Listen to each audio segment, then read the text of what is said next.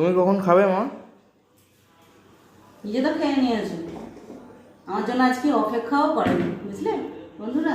কি বলবো তোমাদের, অন্যদিন যতক্ষণ না বেড়ে গুছিয়ে দেবো ততক্ষণ বসেই থাকবে, আর আজকে তো কোনো কথাই নেই। আজকে নিজের মতো করে খাচ্ছে, নিজের মতো করে। এখন কটা বাজে যেন 3টে বেজে গেল, ঘুরে বেরিয়ে খেতে ওদের টাইম লেগে গেল। আর এখন আমি ভাবলাম যে গুছিয়ে নিই, আর লুচিগুলো ভেজে রাখলেও তো হবে না, আজকে যেহেতু অষ্টমী, তো ওই জন্য ওদেরকে এখন তরকারিগুলো করে রেখেছিলাম, আর ওদেরকে খাইয়ে দাইয়ে আমারটাও বেড়ে নিয়েছি, আমারটাও খাবো। লুচিগুলো ঠান্ডা হয়ে গেলে ভালো লাগে না।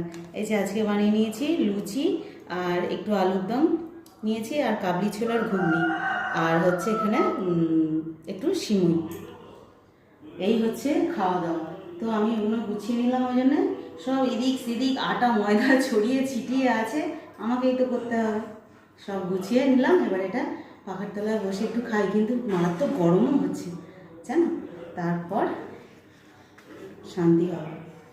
চলো, তুই খেয়ে নিয়েছিস তো? তোর থালাটা কতখানি পড়ে আছে? হুম।